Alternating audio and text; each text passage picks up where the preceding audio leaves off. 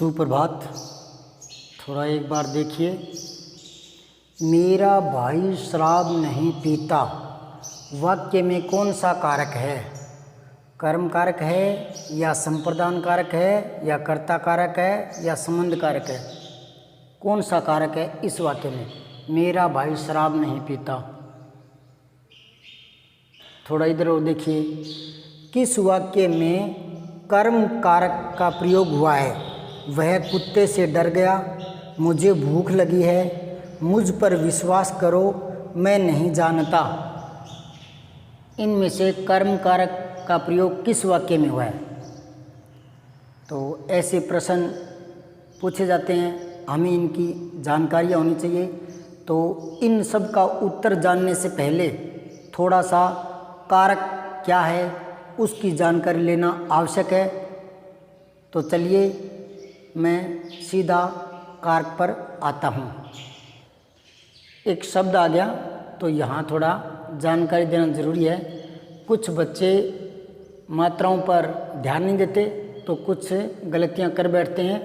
पिता, इसकी जगह अगर छोटी पी लगा दूँ तो ये हो जाएगा पिता। पिता मतलब पिताजी, पापा जी। और यह पीता, मैंने कहा था ना मात्रा पिछले वीडियो में, मात्रा क्या है? कुछ बच्चे कहते हैं कि मात्रा तो ये है, ये आ की है, ये ई की है, ये बड़ी की है, ये ऊ की है, ये बड़े ऊ की है, ये ए की है, ये ओ की है। इनको मात्रा बोलते हैं। ये मात्रा नहीं है, ये मात्रा के प्रतीक हैं, सिंबल है, मात्रा के प्रतीक हैं। मात्रा क्या होती है ये मैंने पिछले वीडियो में बताया था, अगर आपने ध्यान से सुना होगा तो मात्रा का मतलब होता है समय, किसी भी वर्ण को बोलने में लगा समय। उसमें मैंने अच्छी तरह से समझाया भी था। तो थोड़ा सा देखिए, एक दीर्घ मात्रा को लघु मात्रा की बजाय दुगना समय लगता है। तो यहाँ पी बोलते ही ता बोलो, कम समय लगेगा, छोटी मात्रा है। तो पिता, पी बोलते ही ता बोल दो, पिता। और इसमें मात्रा बड़ी है तो टाइम लगेगा ना, तो ता को थोड़ा ठहर कर बोलो। पीता, पीता था, वह चाय पीता था अब छोड़ दी, वह बीड़ी पीता था अब छोड़ दी। और यह पिता, पी बोलते ता बोलो, पिता। तो ये थोड़ा ध्यान रखा करो, छोटी मात्रा पर कम जोर पड़ता है और उसके आगे वाला अक्षर तुरंत बोल दिया जाता है। बड़ी मात्रा पर थोड़ा टाइम लगता है तो आगे वाला अक्षर ठहर के बोला जाता है। जैसे दिन, दीन, दिन, दीन, कुल, कूल, कुल योग, कूल किनारा, दिन, दिवस, दीन गरीब।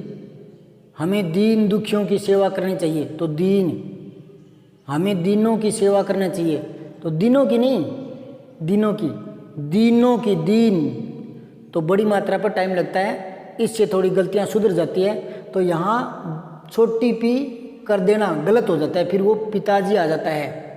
तो पिता, पिता, पीता, पीता था, तो ये सही है। थोड़ी मात्राओं का ध्यान रखा करें। छोटे छोटे बच्चों की कॉपियों में काफ़ी छोटी मोटी मात्राओं की गलतियां मिलती है, तो आप गौर करोगे तो गलतियां भी सुधरेगी। तो चलो, इन प्रश्नों का उत्तर देने के लिए आपको कारक की जानकारी होना आवश्यक है। तो मैं सीधा चलता हूँ। नमस्कार, मैं भूप सिंह पूनिया, गांव भिरानी, जिला हनुमानगढ़ से। मेरी पोस्टिंग बायतू बाड़मेर में है और आज मैं जो टॉपिक लेकर आया हूँ वो है कारक। तो क्या है कारक? परिभाषाओं में नहीं बंधना, उस चीज़ को समझो कि कारक क्या है। और हिंदी में अगर कारक न हो तो क्या प्रभाव पड़ेगा वाक्यों पर, हिंदी में भाषा पर क्या प्रभाव पड़ेगा, ये सोचना है। मैंने बहुत पहले वीडियो में कहा था कि कोई भी चीज़ को परिभाषाओं में रटकर, उदाहरण रटकर इससे काम नहीं चलने वाला। आपको उस चीज़ को समझना है, जब भले ही वो चीज़ साइंस की हो, केमिस्ट्री की, फिजिक्स की, मैथ की, इंग्लिश की हो, हिंदी की हो, अगर वो चीज़ हमें समझनी है तो क्या, क्यों, कैसे, ये प्रश्न दिमाग में चलते रहने चाहिए कि वो क्या है, उस चीज़ को समझो। तो कारक क्या है, ये नहीं हो तो क्या होगा? तो देखो एक बार इस वाक्य को देखिए। राम ने रावण को लंका में मारा। अब यहाँ देखो, ये जो शब्द हैं, ये जो हैं, इनको ही कारक कहते हैं। ये विभक्तियाँ हैं कारक की, ठीक है। अब कारक ना हो तो वाक्य पर या हिंदी में क्या प्रभाव हो जाएगा, क्या फर्क पड़ेगा? तो अगर इनको हटा देते हैं तो वाक्य ही नहीं बनेगा। फिर ये हो जाएगा राम रावण लंका मारा, राम रावण लंका मारा, राम रावण लंका मारा। अब इसमें पता ही नहीं चल रहा कहने वाला क्या करे। राम रावण लंका मारा, राम ने मारा कि रावण को मारा, कि रावण ने राम को मारा, कि लंका ने रावण को मारा, कि रावण ने लंका को मारा, कुछ भी स्पष्ट नहीं हो रहा। राम रावण लंका मारा। तो यहाँ आप समझ गए कि ये जो बीच में जुड़ने वाली विभक्तियां हैं, ये वाक्य में आने वाले अन्य शब्दों का आपस में संबंध तय करते हैं। और ये नहीं लगाएंगे बीच में तो वाक्य के जो अन्य शब्द हैं, ये शब्द है, इनमें कोई संबंध नहीं बनेगा। जब संबंध नहीं बनेगा तो भाव नहीं निकलेगा, अर्थ स्पष्ट नहीं होगा, वाक्य ही नहीं बनेगा। राम रावण लंका मारा, तो आप समझ रहे हो क्या? दोबारा बताता हूँ। वाक्य में कुछ शब्द ऐसे होते हैं जिनको विभक्तियाँ भी कहते हैं। वो ऐसे होते हैं जो दूसरे शब्दों का आपस में संबंध तय करते हैं, और संबंध जब तय होता है तो उस वाक्य का भाव निकलता है। जब कोई वाक्य भाव स्पष्ट करता है तो वो पूर्ण वाक्य होता है। अब सोचो, ये नहीं हो तो राम रावण लंका मारा, मतलब पता ही नहीं चलेगा। मतलब शब्द में आए हुए शब्दों का आपस में संबंध तय नहीं होगा, पता नहीं चलेगा क्या भाव निकल रहा है, कहने वाला क्या कह रहा है, ये स्पष्ट नहीं होगा। तो ये स्पष्ट कौन करते हैं? कारक। कारक वाक्य में भाव अभिव्यक्ति में सहायक होते हैं, शब्दों का संबंध तय करते हैं। समझ में आ गई? ये ने, को, में, ये इस तरह के ये विभक्तियाँ हैं, ये कारक हैं, ठीक है। अब यहाँ ये लगाने से इन शब्दों का संबंध तय हो गया, पता चलता है भाव अभिव्यक्ति हो रही है, कहने वाला क्या कह रहा है ये स्पष्ट हो जाता है। अब यहाँ अगर मैं को लगा देता हूँ और ने यहाँ लगा देता हूँ, तो पहले तो अर्थ ये था, पहले तो कि राम ने रावण को मारा। अब ये है कि राम को रावण ने मारा लंका में, तो हालांकि ये कहने में गलत हो गया। अब यहाँ ये गलत हो गया, राम को थोड़ी मारा था, राम को रावण ने थोड़ी मारा था, गलत हो गया। लेकिन गलत हो गया, ये पता तो लग गया ना कि गलत हो गया, तो ये पता किन से लग रहा है? इनसे लग रहा है। अब यहाँ हम सही कर देंगे, तो राम ने रावण को लंका में मारा, तो ये ने, में, पर, को, का, के, ये सारी की सारी विभक्तियाँ हैं। ये वे शब्द हैं जो वाक्य में आए हुए दूसरे शब्दों का संबंध तय करते हैं, इनको कारक कहते हैं। कारक जो है वो हिंदी में 8 प्रकार के होते हैं, 8 प्रकार के। अब थोड़ा इधर देखिए, कर्ता ने कर्म को करण से संप्रदान के लिए अपादान से संबंध का के की या रारेरी अधिकरण में पर संबोधन हे अरे ओ, ये 8 कारक हैं हिंदी में। ये कारक हैं, कारकों के नाम हैं ये, और ये जो हैं ये इन कारकों की विभक्तियां हैं। किसी भी कारक को कैसे पहचानते हैं? उनकी विभक्ति देखकर, है ना। तो ये से है, कर्ण कारक की है, को है, कर्म कारक की विभक्ति है, ये से है, अपादान कारक की विभक्ति है। तो ये विभक्ति चिन्ह है, विभक्ति चिन्ह, समझ गए। और अब यहाँ मैं लिख रहा हूँ परिभाषा, और यहाँ मैं एक एक उदाहरण दूंगा। अब देखिए, कर्ता ने, ये इसकी विभक्ति है। अब एक क्रिया को करने वाला, कर्ता कौन होता है? कर्ता, कर्ता होता है क्रिया को करने वाला। कौन होता है कर्ता? क्रिया को करने वाला। हिंदी के सरल वाक्य में एक कर्ता होता है, एक क्रिया होती है। तो जो क्रिया कर रहा है, जिसके द्वारा क्रिया हुई है, वो कर्ता होता है। जैसे मैं आपको पढ़ाता हूँ, तो क्रिया क्या हुई है? पढ़ाना। कौन पढ़ाता है? मैं, तो मैं करता हूँ। गाय घास चरती है, क्रिया क्या हुई है? घास चरना। कौन चर रहा है? गाय, तो गाय करता है। पंखा चलता है, क्रिया क्या हुई है? चलना। कौन चल रहा है? पंखा, तो पंखा करता है। दोबारा देखो, मैं पंखे को चलाता हूँ, तो क्रिया क्या है? चलाना। कौन चला रहा है? मैं, तो अब मैं करता हूँ, पंखा नहीं है। पंखा चलता है, अब पंखा करता है। मैं पंखे को चलाता हूँ, अब मैं करता हो गया। तो समझ में आ रही कर्ता कौन है? कर्ता क्रिया को करने वाला है। राम भोजन कर रहा है, बच्चा दूध पी रहा है। बच्चा दूध पी रहा है, तो बच्चा क्या है? करता है। भी काम हुआ है दूध पीने का, कौन पी रहा है? बच्चा, तो बच्चा कर्ता कारक में है। जो क्रिया कर रहा है ना, वो करता है। माँ बच्चे को दूध पिलाती है, तो माँ पिलाती है ना, पिलाना क्रिया ना। पहले तो पीना था, तो बच्चा करता था। अब पिलाना, कौन पिला रहा है? माँ, तो अब माँ करता हो गई। समझ में आ रहा है? कर्ता, कर्ता जो क्रिया को करने वाला है।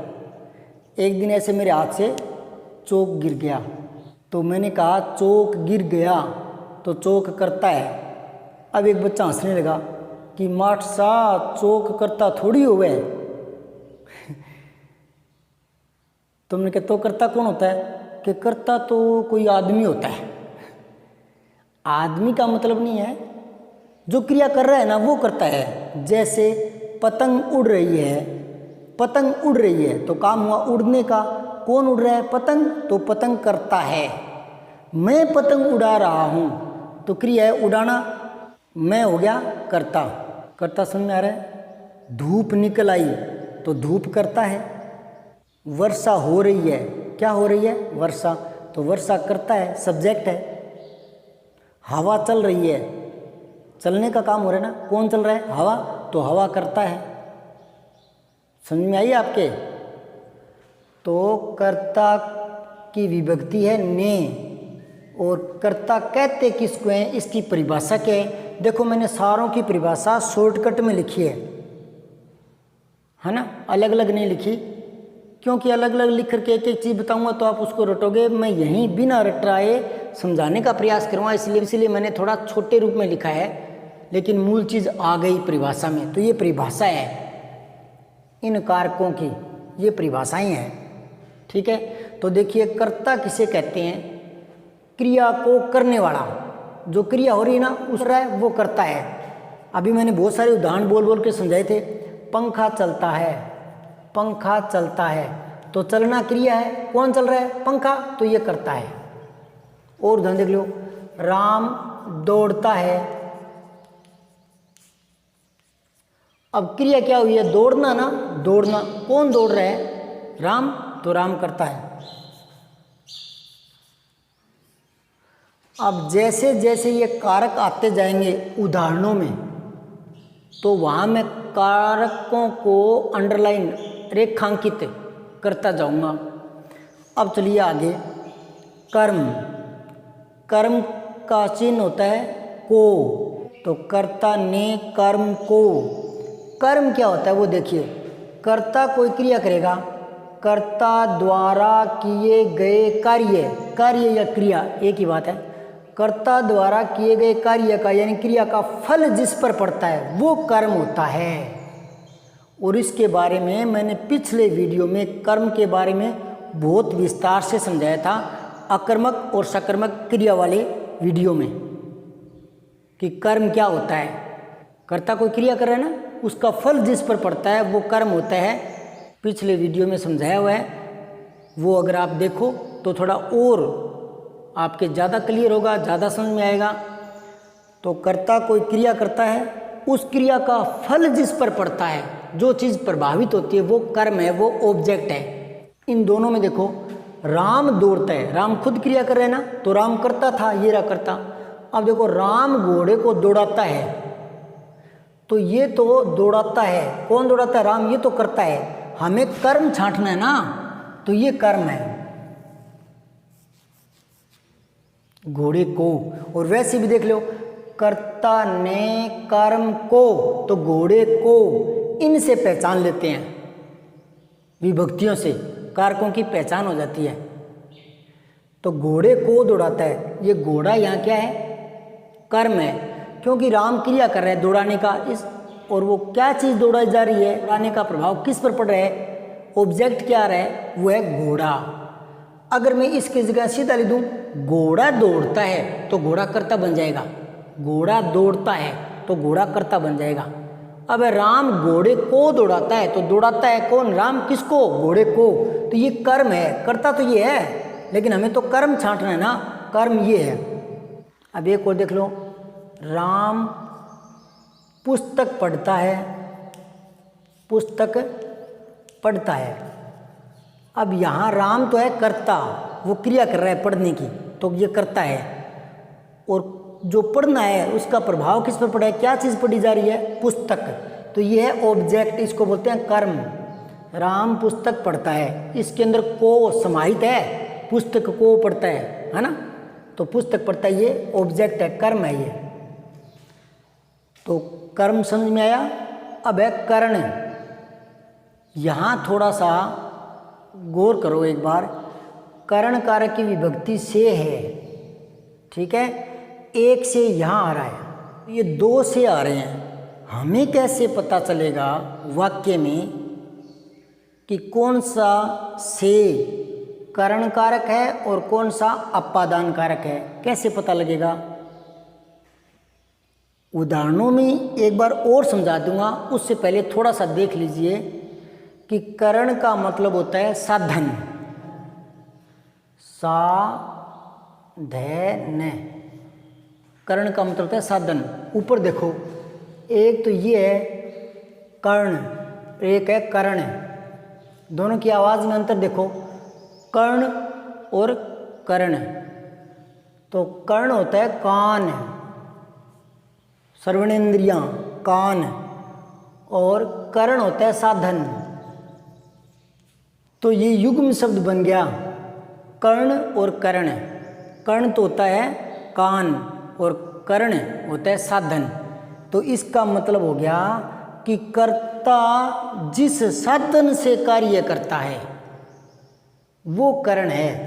तो यहाँ देखो, कर्ता जिस साधन से क्रिया करता है, क्रिया करता है वो क्या है? कर्ण है। जैसे तुम देखो, मोहन फावड़े से गड्ढा खोदता है, खोदता क्रिया है, ये कौन कर रहा है? मोहन। तो ये मोहन तो करता है, यहाँ हमें छांटना है कर्ण कारक है। तो फावड़े से मतलब ये गड्ढा किस साधन से खोद रहा है? किस साधन से? इसके काम करने के लिए साधन क्या है? फावड़ा। तो फावड़े से, इसमें क्या है? कर्ण कारक है। तो जहाँ जहाँ कारक आ रहे हैं मैं उनको रेखांकित करता जा रहा हूँ।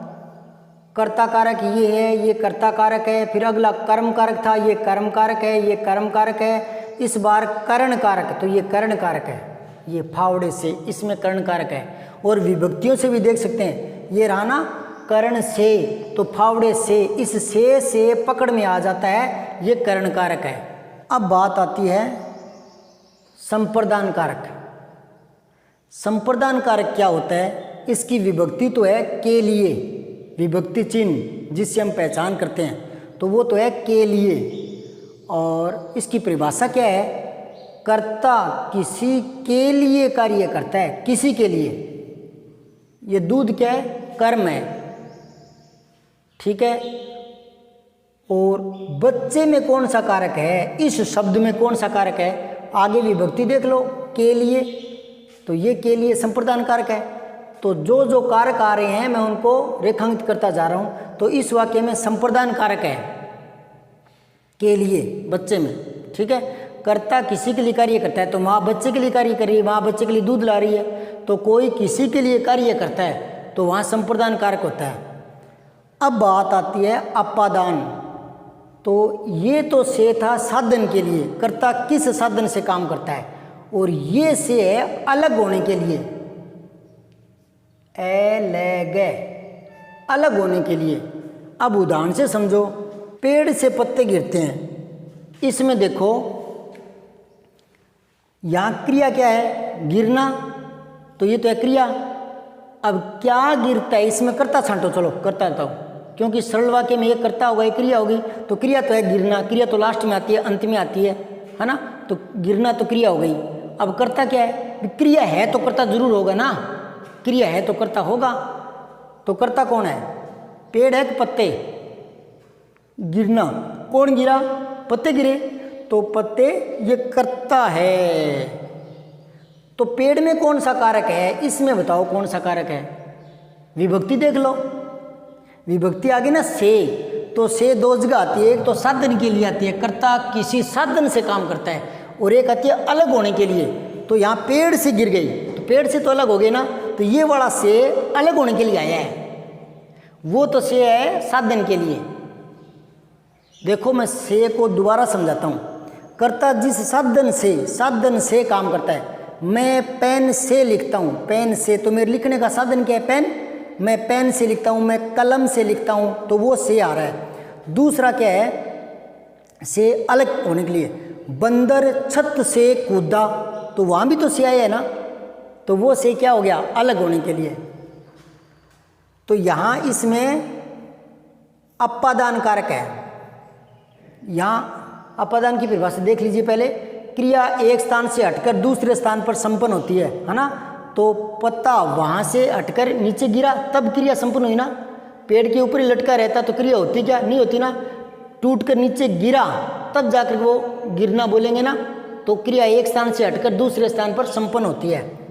अब बात आती है संबंध कारक की, तो संबंध में का के की, यानी क्या है इसमें कि कर्ता का अन्य जो संज्ञा पद होते हैं उनसे संबंध तय करवाया जाता है। जैसे राम का भाई 5वीं में पढ़ता है,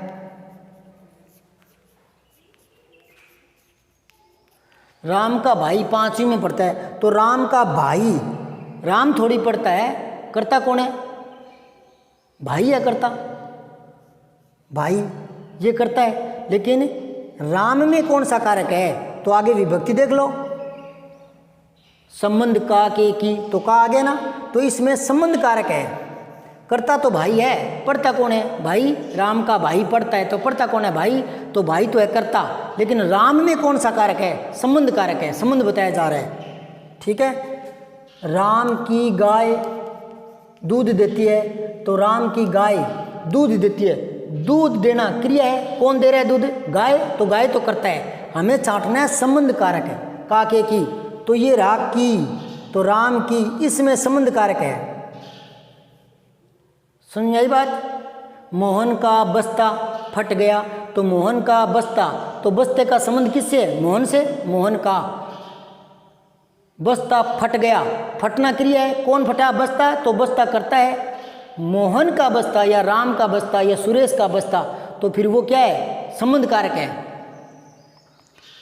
अब बात आती है अधिकरण कारक की, तो अधिकरण में दो चिन्ह होते हैं, में और पर दोनों आते हैं। इसमें क्या होता है, क्रिया के आधार का बोध होता है, क्रिया के आधार का बोध, आधार कैसे, जैसे मेरे हथेली पर चौक रखा है, अब ये आधार है ना, आधार है, इसी पर तो रखा हुआ है ना ये, अब ये हटाऊंगा तो ये अधर में हो जाएगा ना, अधर बोलते हैं ना, अधर में लटक रहा है, तो अधर होता है बिना आधार के, बिना आधार के, तो अभी कपड़े के रखने का आधार है, आधार है तभी तो ये टिका हुआ है ना, तो क्रिया के आधार का बोध होता है। जैसे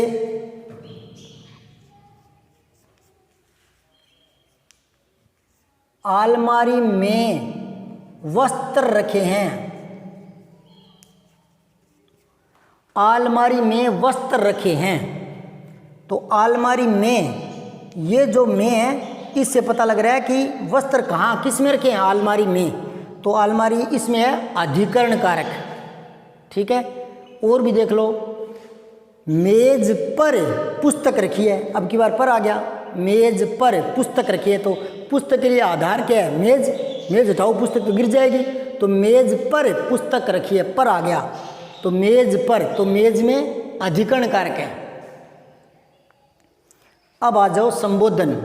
संबोधन में क्या होता है, किसी को संबोधित किया जाता है, ठीक है। हे, अरे, ओहो, ये शब्द आते हैं। अब थोड़ा सा यहाँ गौर करो, इनके आगे संबोधन चिन्ह भी होता है। ये जो पूर्ण विराम दिखता है इसके नीचे बिंदी सी होती है ना, वो ये होता है। समझ में आई बात। अब थोड़ा सा और देखो कि कई बार जिसको संबोधित करते हैं वो नाम आगे आ जाता है, तो फिर ये जो संबोधन चिन्ह है ये यहाँ से हटकर उस नाम के आगे आ जाता है। कैसे, जैसे हे के आगे आता है ना, लेकिन अगर मैं बोलूँ हे राम, ये क्या हो गया, ये क्या हो गया, तो अब देखो हे राम, तो ये यहाँ से हट जाएगा, ये यहाँ आएगा हे राम। समझ में आई बात। ये एक ही साथ कारक करवाए हैं मैंने, कारक बताए हैं, कारकों के चिन्ह बताए हैं, यानी विभक्तियां बताई है, उदाहरण भी दे दिए, साथ में परिभाषा भी बता दी, साथ में एक एक उदाहरण। अब मैं इनसे संबंधित प्रश्न पूछूंगा और उनका जवाब आप देने का प्रयास करें। बीच बीच में इन्हीं परिभाषाओं को, इन्हीं बातों को दोहराऊंगा जब मैं प्रश्न करूंगा, और आपको उसके साथ साथ जो चीज़ सीखी हुई है उनका मनन करते हुए उत्तर देने का प्रयास करना है। और उत्तर नहीं दिया जाएगा तो मैं साथ साथ में परिभाषाओं को याद करता हुआ, दोहराता हुआ, रिपीट करता हुआ आपको पुनः समझाऊंगा अगले वीडियो में। तो देखते रहिए, घर पर रहकर पढ़िए, घर से बाहर तभी निकले जब अत्यधिक आवश्यक कार्य हो। हाथों को बार बार धोएं, हाथों को मुंह पर, आंख पर, नाक में यहाँ मत लगाएं, बार बार हाथ धोते रहें, घर पर रहकर पढ़ें। धन्यवाद। जय हिंद, जय भारत, जय सरस्वती माँ।